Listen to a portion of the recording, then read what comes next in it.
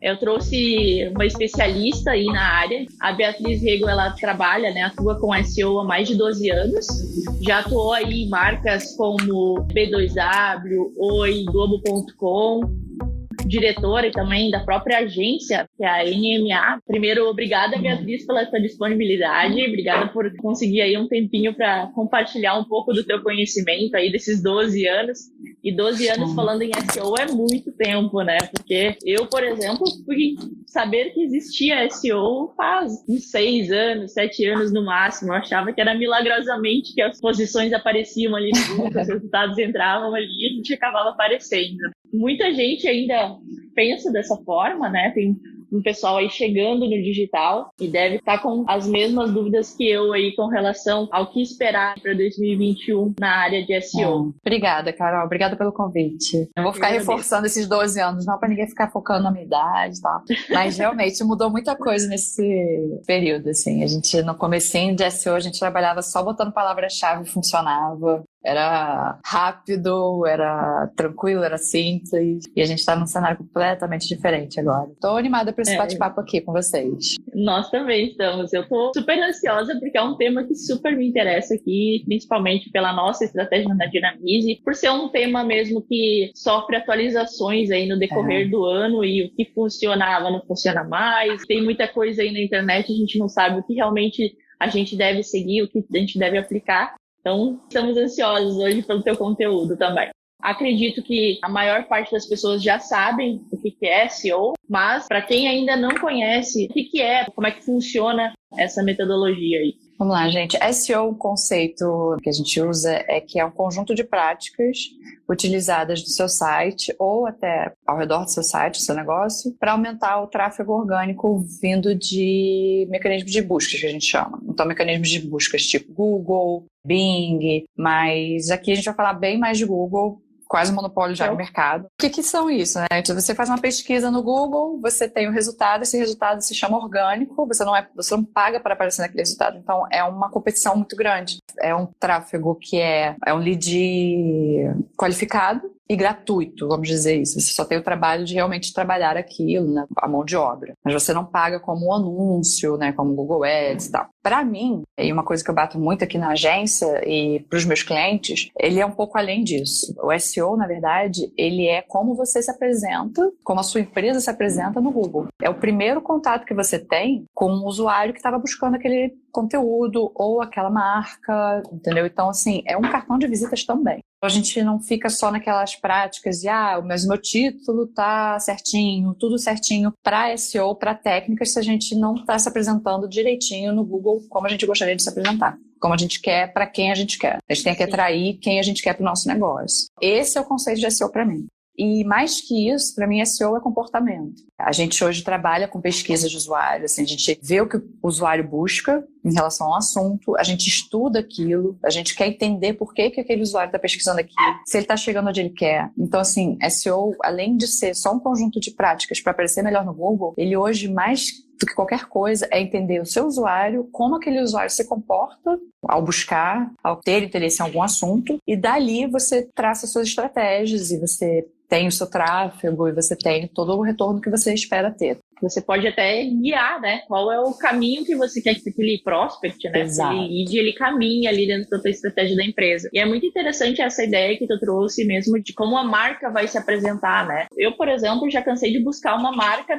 Primeira coisa, eu vi falar dessa marca ou de uma empresa, coloco no Google e a marca não tem nada, ou não tem nenhum Google Meu Negócio. E às vezes o primeiro resultado que aparece já é um Reclame Aqui. Se o Reclame Aqui tá na primeira posição, Exato. A gente já fica com o pé atrás. Eu acredito que hoje todo mundo, quando vai tomar uma decisão de compra de um produto, de um serviço, uma busca no Google é o primeiro passo ali pra gente conhecer aquela empresa. A gente já tem esse cartão de visita ali, como tu falou, digitando o nome da empresa dentro do Google. É bom focar também que, assim, nós trabalhamos com editoras, então a gente já entendeu que o comportamento do usuário condicionado, assim, ele tá vendo um programa de entrevistas e aquele entrevistador tem um livro atrás dele, as buscas aumentam naquele momento. A gente já vê no Google Trends, que a gente pode falar um pouquinho depois, que a busca daquele livro já aumenta. ferramenta. Então, assim, é um comportamento de busca orgânica. É de site, é de Google, Sim. é de ferramenta, mas é um comportamento que o usuário, o consumidor, ele está condicionado àquilo. Então, é todo um sistema da sua marca, de como ela vai se apresentar, onde quer que ela esteja. Eu lembro de um caso, lá na Globo.com,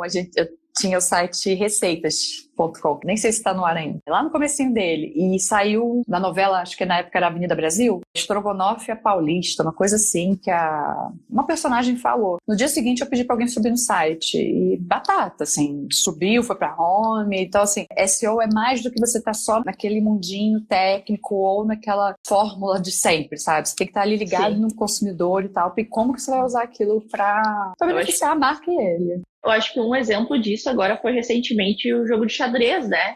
Teve aquela série do Netflix ali, do Gambito da Rainha, e simplesmente sites que não tinham quase nada de acessos, assim, até vídeos do YouTube, dispararam. O pessoal assistiu a série, quero aprender a jogar xadrez, quero voltar a jogar xadrez. Começaram a pesquisar, e o livro mesmo, até que você mencionou ali das editoras, o livro também voltou, assim, a ser um dos mais buscados também. O SEO é muito mais essa conexão com o mundo real. A gente tem toda uma vida acontecendo fora da internet também, e a gente tem que ficar acompanhando isso para saber o que vai começar a mudar nos comportamentos. Além disso, a gente ter esse timing aí preparado, como tu disse, olha, sobe a receita amanhã, porque eu sei que vai acontecer, né? Vão ter buscas nisso. E principalmente aí em 2021, a gente ficar atentos ao que está acontecendo nas redes sociais, o que está acontecendo na TV, nos streamings, né? E trazer isso para dentro da nossa marca, vai fazer uma conexão com isso, né? Eu acho que faz a gente ter uma humanização muito maior, né? Então a marca está muito mais, a gente sente a marca muito mais próxima da gente, né? Chegou a fazer algum tipo de acompanhamento? A partir de março, por exemplo, as buscas, o comportamento da busca mudou? Mudou, e eu acho que a gente pode esperar um panorama completamente diferente de 2021, tá? Vamos lá. Existe um comportamento que ele é inerente ao usuário, que ele está sempre fazendo da mesma forma. Se surge, por exemplo, uma rede social nova, ele pergunta o que é, depois ele pergunta como acessar, depois ele pergunta como sair, depois ele pergunta como voltar a senha. Então, assim, são comportamentos que eu já sei que, de tanto trabalhar com isso, eu já sei que existe. Quando veio, né, março e tal, eu já sabia que o número de buscas por máscara, como usar, etc., ia aumentar. Então, esse é um comportamento que já era esperado. O que eu percebi, tanto nos meus clientes, quanto fazendo pesquisas e estudos que o pessoal aqui na casa faz, é que mudou, por exemplo, o consumo. Então, assim, se antes a gente tinha um consumo durante a hora do almoço, por uma pesquisa, por alguma coisa, durante a madrugada aumentou. Pesquisas, assim, que os usuários eles começaram a pesquisar mais. Então, assim, o uso do Google aumentou bastante. A utilização do Google em si aumentou a beça. Então, assim, o comportamento do usuário mudou muito. Ele está mais ativo, ele está buscando mais. E com isso, o que a gente espera? Que ele vai aprender a buscar melhor. Porque ele vai estar mais íntimo do Google. Uma coisa, por exemplo, que eu observo, que eu quero que as pessoas trazer aqui para vocês refletirem, são os assistentes de voz. Venderam muito na pandemia. Não sei se as pessoas estavam em casa e aí aquela coisa que eles não queriam comprar e começaram a pesquisar mais sobre, compraram.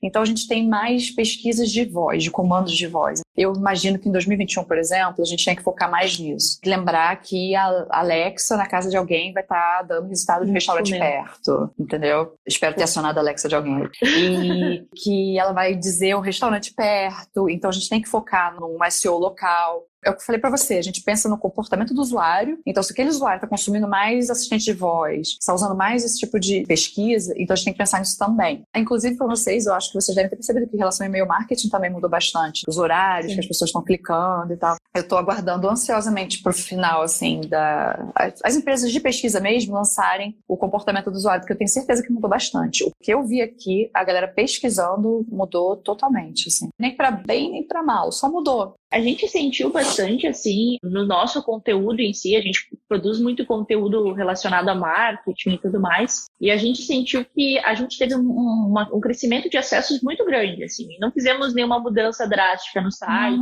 nada de otimização, a gente teve um crescimento muito grande, mas isso não acompanhou as conversões de novos clientes. A gente entendeu que o perfil começou a cair também de faixa etária, então as pessoas começaram talvez a estudar mais sobre conteúdos de marketing. Então a gente sentiu isso, né? A gente aumentou o consumo de conteúdo, mas não necessariamente do conteúdo daquela pessoa que está trabalhando, mas daquela pessoa que está se especializando para talvez começar um negócio próprio, ficar mais tempo em casa, começou aí a tentar achar uma outra atividade aí paralela, talvez um outro trabalho, ou realmente acabou quer tentar empreender, né? Durante essa parte aí de pandemia, o pessoal começou a muito mais buscar conteúdo, assim. A gente sentiu isso. Mas, voltando à parte do SEO, marcas que iniciaram em 2020, né? A gente soube que teve gente que foi forçada, realmente. Tô no offline, tô vendendo bem, minha loja física tá bem, digital não é pra mim. Aí, de repente, chega um decreto, fecha tudo e você tem que correr para a única forma que vai conseguir vender, que é online.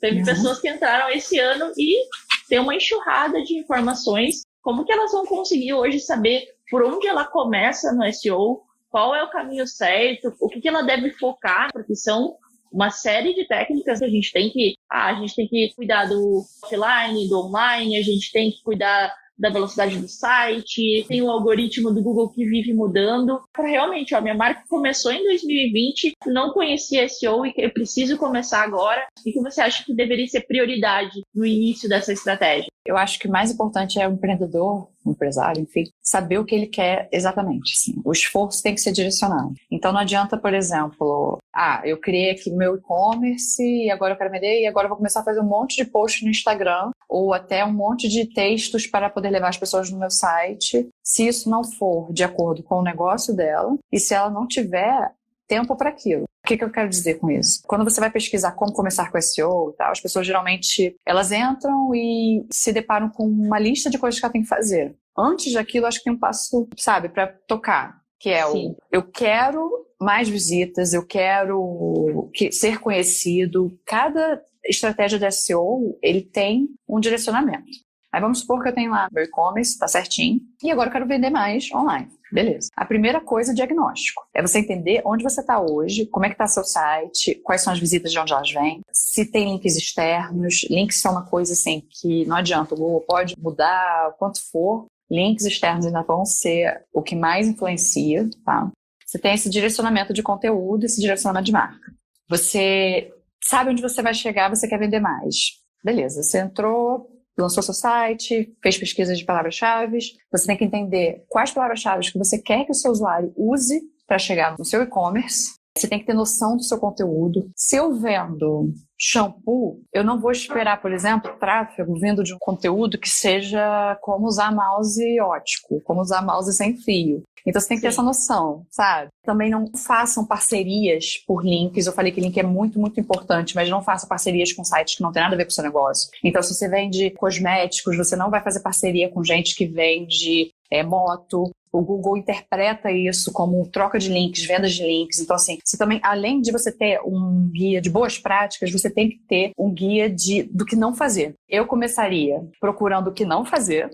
Tipo, não vou procurar links em sites errados, não vou fazer Black Hat, porque isso é um resultado que vem... Black Hat, tá, gente? São técnicas que a gente faz que são contra as diretrizes do Google. O Google fala para você não fazer, você pega, você faz e isso te penaliza. Você sai do Google. Saiu do Google, acabou. Então, falam que o melhor lugar para esconder um corpo é na segunda página do Google, né? Então, se você não está na primeira página... Eu já vi marcas enormes que foram penalizadas, Carol, e assim, não voltaram, sabe? E não volta. Sim. E para voltar, você tem que ligar e implorar. Não vou falar nomes, mas vocês podem pesquisar. Existe, sabe? Tipo, essas empresas gigantescas que já saíram, foram penalizadas. Então, eu começaria com o que não fazer. Começaria estudando o meu cenário, o que eu tenho de site hoje, o que eu quero que elas pesquisem para entrar no meu site, se eu tenho isso no meu conteúdo. Não adianta eu querer vender um shampoo, co-wash, enfim, é um tipo de shampoo, e não ter no meu site, não ter a palavra co-wash em lugar nenhum no meu site, tem que ter essa noção. Entender o cenário e, assim, aproveitar as ferramentas gratuitas do Google. O Google Analytics, ele é gratuito e ele tem curso gratuito.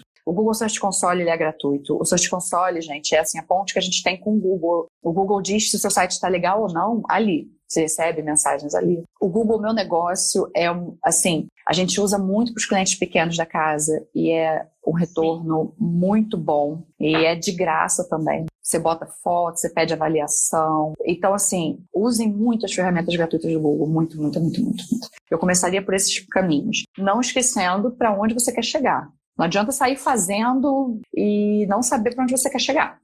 Seja aumentar suas vendas, seja ser reconhecido, seja ser conhecido, seja ampliar para onde você vende. Então, eu estou vendendo bem aqui, mas agora eu quero vender bem em outro bairro. Você tem que ter um objetivo bem claro na sua estratégia. Então, preciso ver tudo que eu não posso fazer primeiro, fazer linkagens com sites que não tem nada a ver com o meu negócio, criar conteúdos ou estar em lugares, por exemplo, que não tem nada a ver também com o que eu estou querendo vender. Vendo o shampoo, estou criando um texto ali sobre carros. Não tem nenhum sentido. E é a mesma coisa essa linkagem, né? Para quem ainda não trabalha muito com SEO, uma das coisas que o Google mais considera é quando outras empresas, né, outros sites, usam o seu site como recomendação. Então, você está sendo uma referência para aquele conteúdo. E é por isso que muita gente hoje procura essa estratégia aí de link building, conseguir uma parceria. Olha, coloca aqui o meu site, aqui esse meu conteúdo aqui no teu site, né? O pessoal que tem um site com algumas posições em primeiro lugar vai começar a receber muito desses contatos, né? Isso porque o Google hoje considera isso muito bom, né? Porque uma página sem referência de algo significa que você é especialista naquilo e é o melhor resultado para o usuário. E além disso, você comentou, você tem que encontrar quais são as melhores palavras-chave, você começar a trabalhar esse conteúdo, além do Google Analytics e o Google Search Console. Quais ferramentas hoje você utiliza, por exemplo, preciso fazer o início de uma pesquisa de palavra-chave para uma empresa. Quais ferramentas vêm na sua mente? Nós usamos muito Ubersuggest. A gente usa uma ferramenta que se chama Answer the Public. Muito boa, gente. Assim, o Ubersuggest, ele vai dar as palavras-chave que a gente quer, que tem relação com aquele domínio e que tem relação com aquele negócio. E o Answer the Public, ele dá pra gente muito insumo do que a pessoa realmente quer. Então, se ela tem uma pergunta e tal, que é o básico do autocomplete do Google. Já te dá várias ideias de temas para você começar com aquele conteúdo, né? Eu acho, assim. E é bom porque você entende aquele usuário. E é isso que eu falei para você, assim, que eu acho que é mais importante, assim, a gente entender para onde a gente vai com o nosso negócio e se aquele usuário é o que a gente quer atingir. Você usa outra palavra? Você usa alguma outra ferramenta, Pedro? Eu acho que eu só vi com uma sugestão na cabeça. O Keyword Planner, mas é o Keyword Planner, você precisa... Gente, o Pedro é meu xodó aqui. O Keyword Planner, eu usei por muitos anos, só que agora você tem que fazer uma conta do Ads e tal, então, tipo, pra quem tá começando, vai no Ubersuggest, você entra com uma conta do Gmail e funciona. Mesma coisa com essa The Public. Quando eu usava, nem tinha Brasil e português, agora tá. É gratuito também. O Ubersuggest também tem uma funcionalidade bem interessante, que ele também te faz a referência de quais são os primeiros resultados. Você pode dar uma aquela olhada galera que a gente vai atacar. É exatamente isso. A gente dá uma olhada ali que o concorrente está fazendo. Nada de cópia, porque pelo que a gente sabe, o Google penaliza totalmente qualquer tipo de cópia. Não vale a pena a gente simplesmente copiar o conteúdo do concorrente, porque o primeiro resultado publicado sempre vai ser o que ele considera. Além disso, tem alguma coisa que também ele penaliza quando acontece esse tipo de cópia de conteúdo? Tem. Quando você copia conteúdo, o Google vê, ele percebe, ele tem um algoritmo super inteligente que já pesca isso. Evitar a gente mesmo ter conteúdo duplicado. Parece bobo, mas existem empresas grandes que eu vejo no mercado que, por exemplo, lançam conteúdo sobre iPhone 12 e na semana seguinte outro conteúdo sobre iPhone 12 e aí você acaba diluindo esse conteúdo. Você não chega a ser penalizado totalmente, do tipo, você vai sair do índice, mas você não vai ter relevância suficiente que você gostaria. É como se você chegasse pro Google e falasse assim, eu tô falando muito sobre esse assunto aqui. E o Google vai falar, cara, nenhum desses assuntos é o mais importante, então eu vou dar importância pra esse cara aqui. Ele vai dar importância pra concorrência. Então, tu sugeria, por exemplo, tem um conteúdo sobre iPhone 12, mas agora saiu novidades. Eu atualizo esse conteúdo. Pode atualizar. Que eu tinha. Se ele estiver funcionando bem, você atualiza. Numa técnica um pouquinho mais avançadinha, você pode até criar um outro conteúdo e linkar o antigo para o novo. Você pode usar uma tag canônica, ou você pode fazer um redirecionamento. Existem formas de você aproveitar esse conteúdo. O que eu não recomendo, assim, para quem está começando e tal, é sair fazendo conteúdo sobre a mesma coisa. Se você botar, inclusive, site 2 pontos e botar o endereço de um site, dá um espaço e colocar uma palavra, você vê todas as vezes que aquela palavra aparece naquele site. Então, é um jeito legal de você ver também se o seu conteúdo está repetitivo. Bota assim no Google Chrome e tal, site 2 pontos, www.euvendoshampoo.com.br. Aí eu dou um espaço e boto condicionador de morango.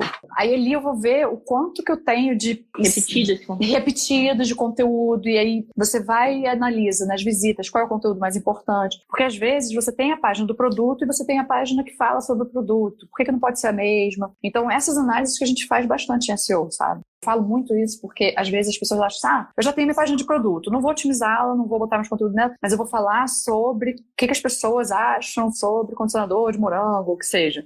E aí você dilui na busca, quando a pessoa está buscando aquele conteúdo. Então, foco na hora de fazer conteúdo. Tem uma coisa que eu queria falar de concorrência também, que quando você for analisar, a gente falou assim, para ver o que a concorrência está fazendo. É legal a gente ver o que a concorrência está fazendo, não repetir, beleza, mas é legal a gente ter em mente também que o Google, ele tende a sempre atualizar a primeira página dele, tá? Ele diz, com toda a sua bondade, o Google, que ele quer apresentar todos os resultados possíveis para os usuários. Então, assim, é legal você estar sempre entrando ali, ver quem entrou, quem apareceu, o que essa pessoa, assim, nossa, semana passada esse concorrente não estava. Aí entrar e analisar quantos links externos ele tem, existem ferramentas que fazem isso. Ver o que ele fez de diferente dos outros, não para copiar, mas para você mesmo é como se fosse um estudo, sabe? SEO é um estudo, Sim. É um estudo constante, você vai... Aí eu queria só dizer isso sobre concorrência. E assim, muitas pessoas começavam com aquelas regrinhas, você tem que ter 1.000 palavras, 2.000 palavras. Trabalhei muito com isso.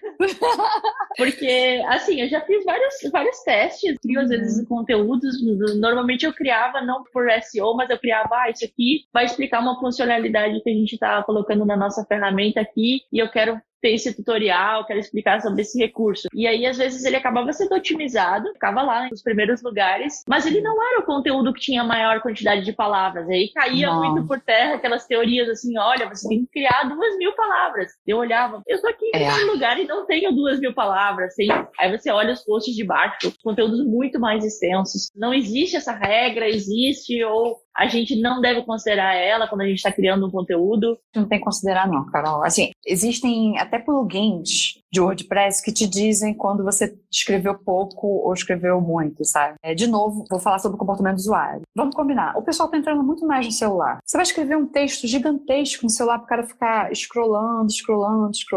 Então, assim... As coisas são dinâmicas. E talvez aquele conteúdo que funcionava naquela época não vai funcionar agora. A gente tem rapidez, agilidade. Eu trabalhei em redações. E uma das coisas assim que eu falo para quem escreve e para quem trabalha com quem escreve é que não é legal você limitar o criativo.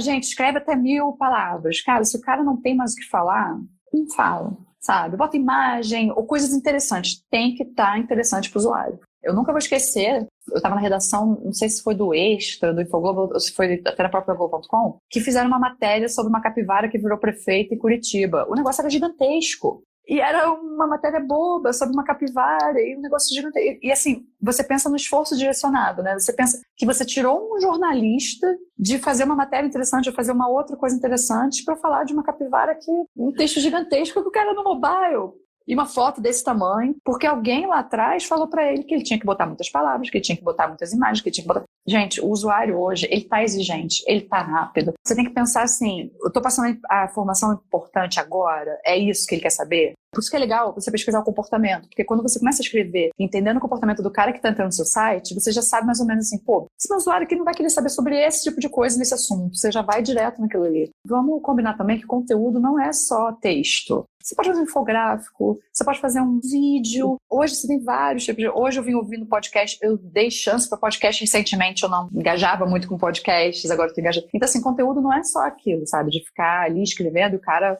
não sei quantas mil palavras. Só que aí eu te falo uma coisa, isso eu falo para os meus clientes também. Na hora de você pensar num conteúdo, antes de você pensar em quanto de caractere você vai botar numa página, ele merece uma página? Esse conteúdo, ele merece existir? E se ele merece existir, ele merece existir dessa forma? Se sim, ele vai me trazer alguma coisa? Vai trazer alguma coisa para o meu site, para o meu usuário? Nossas horas, gente, são preciosas, sabe? Não usem suas horas para fazer uma coisa só porque alguém disse em algum momento que isso ia funcionar para o robô. Entendi. Até porque vai ficar ali, vai morrer, ninguém vai clicar, ou o robô vai começar, não dá bola. Eu acho que isso tem muito a ver também sobre Google Trends. Como é que a gente sabe? A gente vai fazer uma pesquisa por palavra-chave para ver o que é importante para a gente ter no nosso negócio. Mas como é que eu vou... Tô começando hoje, como é que eu vou priorizar o que eu devo começar a escrever sobre? Porque eu posso, por exemplo, escrever sobre algo que ninguém está buscando. E aí eu vou ter um trabalho gigantesco para produzir o melhor conteúdo, mas poucas pessoas vão acessar e não vai aumentar o meu tráfego orgânico da mesma forma. Depois que a gente viu o nosso objetivo, que a gente quer, e a gente já está pronto para escrever ou para produzir aquele conteúdo, eu acho legal a gente entrar no Ubersuggest, ver o volume de busca, ver o volume de concorrência, ver quantos concorrentes tem. E, principalmente, a gente tem que ver no lance de conversão. Existe aquele conceito de cauda longa, topo da cauda longa. Vamos supor que... Eu teimei com shampoo hoje, gente. Teimei. Shampoo. Shampoo é uma palavra que a gente diz que tem muito volume de busca. E tem mesmo. E aí, como é que você vai querer competir com essa palavra, sendo que tem L'Oréal, Wella e afins, empresas enormes que têm shampoo? É aí que você começa a destrinchar. O que tem de mais interessante no seu shampoo, no seu produto, que você pode pesquisar nas palavras-chave e usar. Talvez aquela palavra-chave não tenha um volume de busca tão grande, mas ele vai me trazer maior conversão. A galera que pesquisa, as 15 pessoas que pesquisaram aquilo, vão comprar. Fazer um trabalho de pesquisa de palavras-chave é você puxar todas as palavras que você conseguir relacionadas ao seu negócio, ver o volume de buscas e dali você priorizar as que você quer. Eu vou entrar na briga de botar palavras de topo de cauda, geladeira, fogão, ou fogão rosa vintage, sabe? Se é o que eu vendo mesmo. Demanda um tempo. Hoje em dia nem demanda tanto assim, porque é tão mais rápido. Mas em 2009 eu fazia um estudo de 2.000 palavras-chave. Agradeço que vocês não passaram por essa fase. O Google nem deixa mais tirar 2.000 palavras-chave. Assim, a API nem deixa a ferramenta pegar mais. Assim, eu pegava 2.000 palavras e ficava lá. Então é isso, assim, você entender seu negócio, entender seu usuário, e aí quando você for fazer o estudo da palavra-chave, você vai entender, pô, essa aqui tem um alto volume de busca, mas o meu esforço para ela e da competição e do conteúdo que eu vou criar para ela não vai me trazer o retorno dessa aqui que tem um pouquinho menos de volume de busca, né? É bem menor, mas é bem mais direcionada. Tem uma diferença entre restaurante churrascaria e restaurante churrascaria no Largo do Machado. Restaurante churrascaria no Largo do Machado que vende bolinho de bacalhau. Esse é do meu cliente, que é aqui do lado e tal. Então, mas é isso, assim, se você sabe que você tem o seu diferencial, cara, vai nele. E o que a gente faz ali, você comentou sobre essa questão de fazer uma busca para ver se a gente está falando muitas vezes sobre o mesmo conteúdo, porque aí o Google pode estar dizendo, olha, tu tem muito conteúdo e eu não sei o que é relevante e não vou apresentar. Isso. Por exemplo, assim, tenho 3 artigos que falam sobre um tema. E eu acho que um deles é realmente o melhor, vou começar a escrever em cima dele, vou atualizar ele. O que eu faço com esses outros 2? Eu tiro eles do meu site, eu coloco para o Google não indexar mais. Ao substituir um conteúdo por qualquer necessidade de ter que apagar, não se apaga do nada. Ele pode estar trazendo alguma coisa, alguma visita, se ele está presente, se ele está indexado no Google, o que a gente tem que fazer é redirecionar. Ou então a gente pode botar uma tag onde a gente diga para o Google, olha, esse conteúdo ele fala daquilo ali, mas o mais interessante é aquele lá. Mas o mais importante é não apagar. Gente, não apaga. Não criem URLs e apaguem. E para você definir, assim, como é que eu vou definir que aquele conteúdo é melhor? Com o número de visitas e o número de conversões. Vai que eu tenho um artigo super legal sobre shampoo de morango, mas ele não está vendendo meu shampoo de morango nenhum.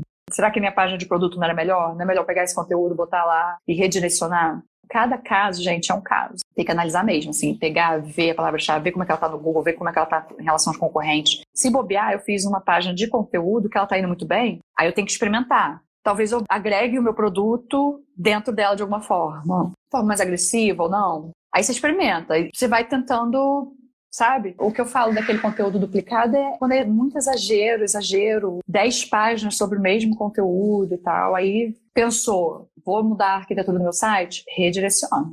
Existem tipos de redirecionamento. Eu acho que, assim, para os iniciantes, o mais legal é vocês saberem que isso existe, que aí vocês podem chegar para um dev e falar, eu quero redirecionar. Tem vários tipos, tem várias formas. Por exemplo, o Google não aceita bem um redirecionamento em JavaScript. Existem redirecionamentos de servidor que você faz, que é a melhor forma. É um pouquinho mais avançado, mas assim, só para vocês saberem, para não apagar, não apagar. Você sabe o que acontece, gente, quando você apaga o conteúdo? Ele fica ali, aí o usuário vai no Google, bonitinho, ele olha teu conteúdo, ele clica e dá um 404. Aí você fala, mas é só um 404, aí tem os links internos. O usuário não vai esquecer. É um reflexo na marca, sabe? A página, inclusive, página 404, gente, é muito importante, tá? Não esqueçam disso. Tudo que você faz em relação a SEO, comportamento do usuário, é um reflexo para sua marca. Se você deixa aquelas páginas em branco ali, ela clica, dá erro, você não vai clicar de novo. A gente marca, né? Eu já cliquei nesse conteúdo aqui. Cliquei, não é bom. A página pode ser a mais amigável possível. Ops e tal, não sei o quê, mas o usuário vai lembrar que ele não chegou onde ele queria. Vou até dar um exemplo. Há uns 3, 4 anos atrás, eu criei um post para avisar os nossos clientes que o Terra, o provedor de e-mail Terra, tinha descontinuado os e-mails internacionais.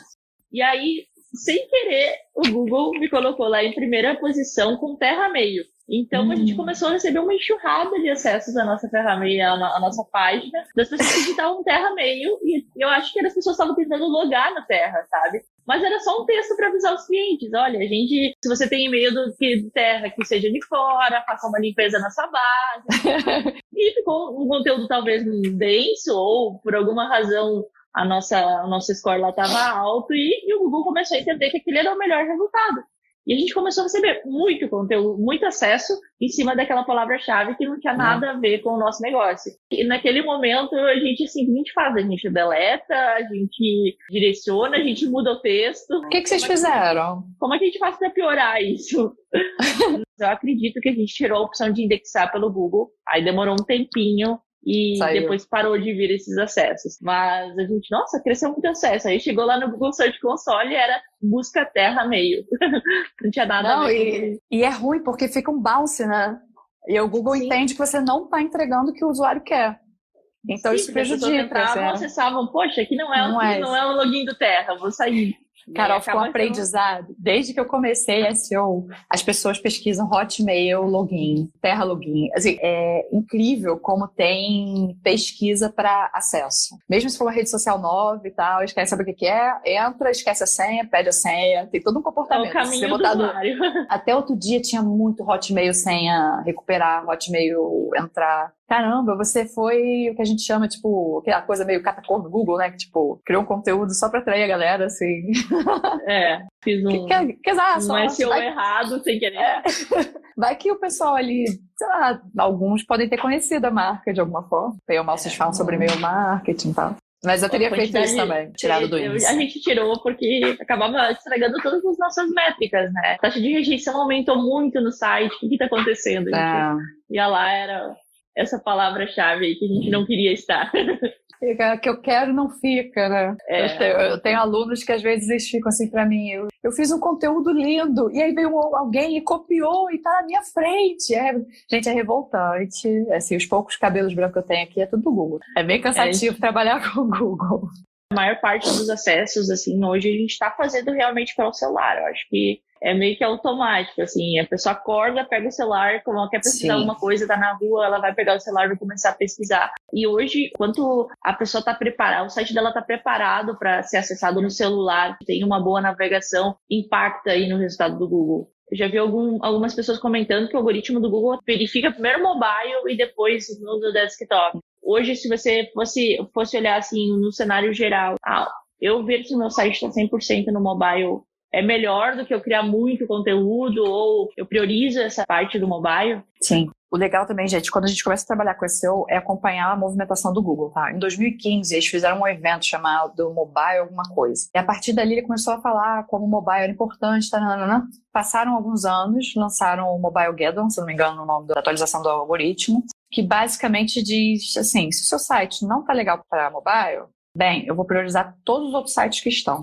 E é engraçado porque ainda tem sites muito grandes e sites grandes de e-commerce que ainda estão com versão mobile. Tipo, que não é um mobile friendly, não é o site que se adapta, ele não é um site responsivo. Ele é um site que foi feito para ser acessado via mobile. Então, aquele endereço o e-commerce...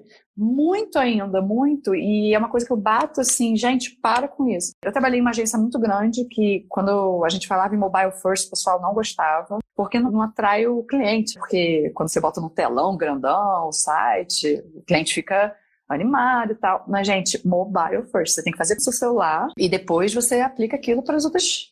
Sabe, ele tem que funcionar e ele tem que funcionar muito bem no celular. O Google conta com velocidade, ele conta com navegabilidade. O Search Console que a gente já falou, que é aquela ferramenta, ele diz hoje, inclusive, se tem botões pequenos ou grandes demais para no celular. Não existe mais fazer um site sem pensar na versão do celular dele. Eu tinha um cliente que virou para mim e falou assim, mas eu não tenho muito acesso via mobile, não tenho acesso via tablet mobile, não tenho. Não importa. Ele vai influenciar no algoritmo e vai influenciar pro desktop também. Dos resultados. Não importa, você tem que ter um site mobile friendly e ele tem que ser responsivo, é isso, você tem que ser um site que se adapte às telas. Não é opcional. E tem Não. ferramentas que a gente consegue testar para ver se o Google está achando que o nosso site está bom no mobile. Eu recomendo, assim, um teste que é bem simples para fazer só de navegabilidade, para a gente ver, que é assim, quando a gente está no Chrome, a gente clica com o botão direito e bota em inspecionar. Do lado direito tem umas telinhas e você pode escolher qual a tela do celular que vai mostrar o seu site. Você simula um celular, né? Você simula uma um tela. celular, você já simula uma tela, você já vê como é que é a navegabilidade, você já vê como é que funciona, que se tá legal ali. E para sites, assim, para algumas análises mais técnicas, o Google tinha o Test My Site, ele melhorou. Eu não estava usando essa ferramenta já tinha uns anos mesmo, assim, tipo, bota uns 2, 3 anos, eu já não estava usando mais. Eles estão começando a otimizar essa ferramenta, eu tenho recebido muito e-mail sobre. E a gente aqui usa Pingdom Tools, que é uma ferramenta que ela fala exatamente o que está pesado e o que não está. Quando a gente tem uma imagem no responsivo que ela está mais pesada, ele vai dizer. Não necessariamente quem está começando em SEO vai pegar aquilo ali e vai entender, mas ela pode mandar para um desenvolvedor e falar, ó, ajeita isso aqui que o Google está falando que não está legal. O Lighthouse, para quem está começando, eu acho que pode confundir bastante também. Mas o Lighthouse é uma das melhores ferramentas uma extensãozinha do Chrome que pode funcionar legal para quem já tem uma mãe ali, já está trabalhando com isso há um tempinho. É do Web Developers do Google também. Tem uma série de ferramentas hoje, então não sabe se o site está bom ou não para mobile, quem não quer, né? Tem muita ferramenta aí para a gente fazer testes e...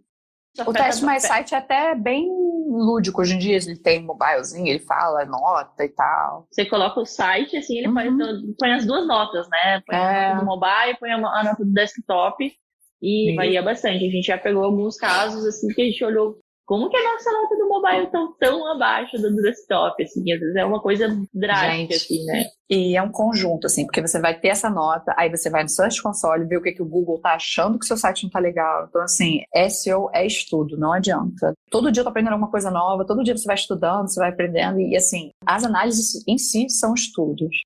Sobre dados estruturados, qual a importância, quando a gente fala de FAQ, por exemplo, qual é o impacto disso? Um dos algoritmos novos, ele já entende o que as pessoas estão pesquisando e assuntos em relação àquilo que ela já pesquisa. Então, quando a gente fala de FAQ hoje, quando a gente estrutura um FAQ no site e a gente usa os dados estruturados, a gente já diz para o Google que a gente tem como se fosse um atalho. Então, o algoritmo entra, já vê ali aquela pergunta, aquela resposta, não necessariamente, inclusive, tem a pergunta estruturadinha, ele só entende aquele contexto da pergunta que o usuário fez. Por exemplo, se eu pesquisar como desligar um monitor LG da energia, ficar em modo offline. Talvez eu tenha um conteúdo que não tenha essa pergunta, como desligar um monitor LG, mas eu tenho no conteúdo a resposta. E eu entrego aquilo para o Google, eu falo que aquilo ali é um FAQ ou não e tal, e o Google vai entregar aquilo para o meu usuário. Tem um scroll eterno, inclusive quando você faz várias perguntas no Google, você vai clicando, você vai vendo as perguntas que as pessoas fazem em relação àquilo. A importância dos dados estruturados você facilita para o robô entender o que ele tem naquele site. Se o dado estruturado envolve visuais em snippets, snippet é o resultadinho que tem lá no Google, seja avaliação, nota, preço, então a gente facilita para o usuário. São aqueles primeiros resultados que aparecem normalmente, ou ele aparece em forma de lista, tabela, também são os snippets. Porque hoje em dia não é nem... É muito bom você estar em primeiro lugar. Mas se você estiver em segundo com 5 estrelas, 5 avaliações, o valor, comentários e tal, o usuário vai clicar ali. Sim. E tem hoje dados estruturados para FAQ, tem para vídeo, tem para avaliações, como tinha antes. O Google tem uma lista inteira de dados estruturados que a gente pode aplicar no nosso site. É legal a gente saber que existe, eles são muito importantes. Quanto mais rápido a gente dizer para o Google que a gente tem e quanto melhor a gente disponibilizar aquele conteúdo para o usuário, mais relevância a gente vai ter, melhor posição nós vamos ter. Para quem não tem muita ciência do que é o dado estruturado, tem algum lugar onde a gente consiga pegar exemplos, alguma ferramenta que a gente pode usar para pegar os modelos desses dados estruturados? Sim, no próprio Google, gente. O Google tem toda uma base de conhecimento e numa delas ele fala só sobre dados estruturados. Quando a gente quer ver a performance dos dados estruturados, a gente vê no Search Console também. Então, de novo, é uma ferramenta que é muito boa a ter. O Google, ele tem hoje, gente, na minha época não tinha nada disso, ele tem treinamento gratuito, essa base de dados estruturados. Então, ele vai dizer lá, receitas, por exemplo, lá tem dizendo o código, então você não precisa aprender a aplicar o código, mas você vai ver que tem um código para aquilo, você vai mandar para quem tiver que fazer. Antigamente, você fazia isso no Search Console, que era só marcar os dados no site. Hoje mudou um pouquinho, mas assim, você tem como ver a performance deles. Tem até uma ferramenta de teste, né? Tem ferramenta de teste. Se aquela página está com os dados estruturados corretos. Eu fiz uma vez um teste, a gente, o que está dando de errado aqui? O Google, no próprio Search Console, ele fala se tem páginas que estão com problema nos dados estruturados. E a gente às vezes entra lá, e aí qual que é esse erro? Naquela ferramentazinha de teste deles lá, eles apontam já qual é a linha que está errada. E vou falar um negócio pra vocês, assim, que não só ele fala onde está errado, como se, assim, se você não pensou nisso ainda, o dado estruturado ele é tão importante, se você não pensou em aplicar, se você não pensou em botar no seu site, o Google já tá ali, já tá vendo. Tem uma amiga que tem um site de receitas e os dados dela não estavam estruturando o conteúdo dela para receitas. E o Search Console começou a bombardeá-la de e-mail, bombardear de aviso de que ela não tinha os dados estruturados. Tamanha importância pro algoritmo hoje. Falando de novo dos snippets, aquelas posições lá mais diferenciadas nos resultados, tem alguma forma que a gente consiga fazer com que os nossos snippets apareçam ali? Estou nos primeiros resultados, mas mesmo assim o Google não criou nenhum snippet, não destacou ali o meu artigo. Isso partindo do princípio que tá tudo certinho com meus dados, né? Cara, link externo. Que aí o Google vai entender que aquele site ali tá legal, que ele tá entregando legal, e aí ele vai começar a mostrar a snippetzinha rica direitinho. É uma briga, legal, é uma briga.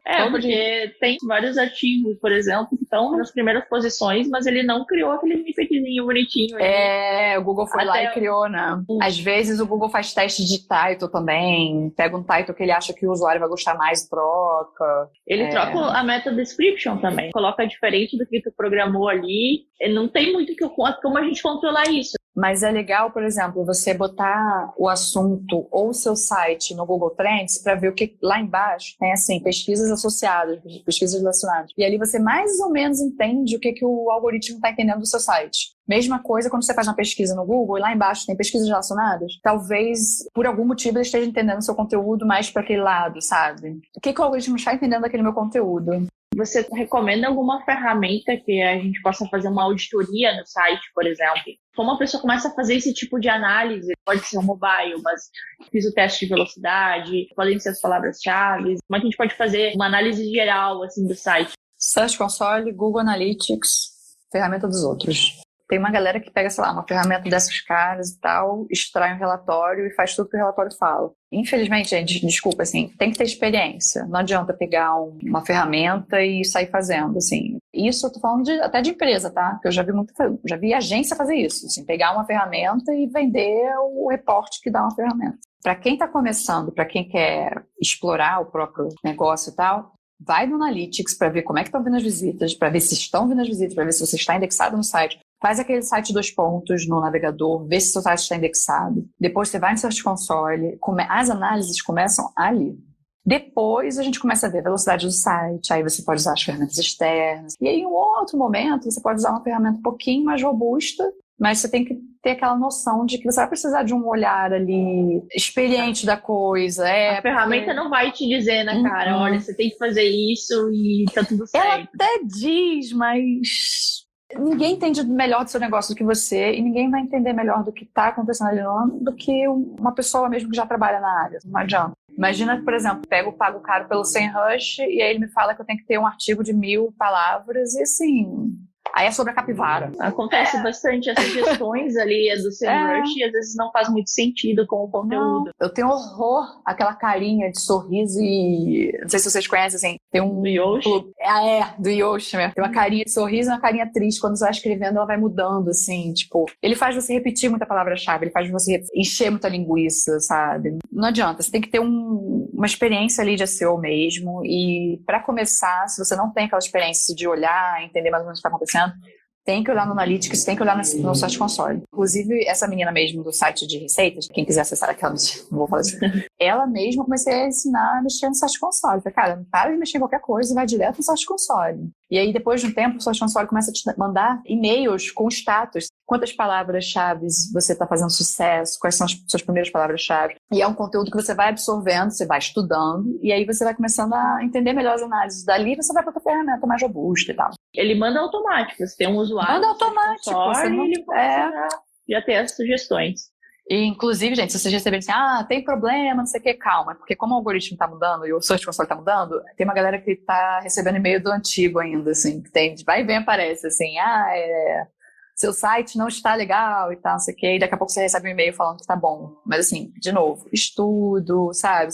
É um conteúdo legal de você estar recebendo ali, de você ver quantas visitas você tem. Então, pra mim, 0, Search Console. Então, estudar muito e ficar acompanhando o próprio Google, né? Pelo jeito, as próprias ferramentas deles já nos indicam como fazer certo, conhecer bem o próprio negócio, como a gente quer estar posicionado e lembrar que SEO, né, não vai ser do dia pra noite que a gente vai aparecer no primeiro lugar. É um processo contínuo, né? Só se você for uma Globo.com, se você for um site muito grande, aí é de um dia pro outro. Agora, pequenininho, tem que começar e tem que ralar bastante, é muito trabalho. Compensa, mas é muito trabalho. Compensa. A gente nota que compensa muito em questões que a gente faz um comparativo com o próprio anúncio da palavra-chave. A diferença do quanto a gente vai economizar quando a nossa palavra-chave estiver lá na primeira posição, a gente não vai mais precisar ficar pagando ali pro Google. Esse cálculo aí é algo que a gente vai ter não digo para sempre, porque o próprio algoritmo vai mudando, né? Mas depois você consegue ter uma boa posição ali, você consegue se manter atualizando o teu conteúdo também. Um cenário, gente, que seria o ideal, que eu considero,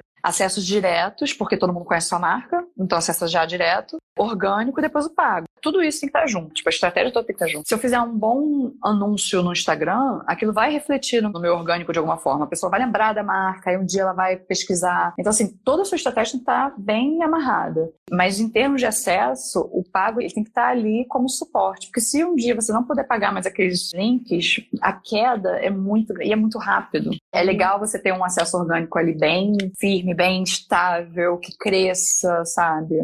Até porque a gente sabe que o leilão da palavra-chave ali começa a crescer e às vezes acaba não conseguindo manter, né? A concorrência, principalmente agora. Tá muita gente vindo pro online, a competição, né? Ela começa a se tornar muito maior, tem mais gente querendo pagar mais por estar naquelas primeiras posições. Sim. É porque o retorno é muito alto também, né? Mas é aquilo ali, você investe mais, você ganha mais. Sim. Mas no dia que você não investir, você não ganha nada. É um trabalho aí de formiguinha no SEO para ter a compensação a médio e longo prazo. Quero te agradecer pela tua participação, por ter compartilhado aqui com a gente algumas dicas que eu pelo menos trago para a Dinamize aqui. Da dica principal para 2021 é isso, a gente pensar muito mais no usuário, muito mais de como o nosso perfil de cliente ideal está pensando e trazer isso de volta aí para o nosso conteúdo mesmo. Quando você me perguntou assim, tendências e tal, eu falei empatia, eu tava falando sério, porque a gente tem que acompanhar o que está acontecendo no mundo, não tem jeito, vai influenciar nas pesquisas, vai influenciar na nossa marca. É acompanhar o mundo, sem juntar isso com a nossa estratégia. Para quem ainda não segue, então é NMA, o perfil dela ali da NMA Digital. Segue aí que vai ter post, já mandaram aqui pra mim que vai ter post. Já vou até botar ali um alerta pra receber quando tiver um post. Foi intimada aí fazer um post. Não, eles que vão lutar aqui. Eles só mandam em mim, estão mandando aqui avisar que vai ter post. Obrigada, então, Beatriz. Obrigada a você, tchau. Obrigada, Dinamize, obrigada, Juju. Tchau, gente.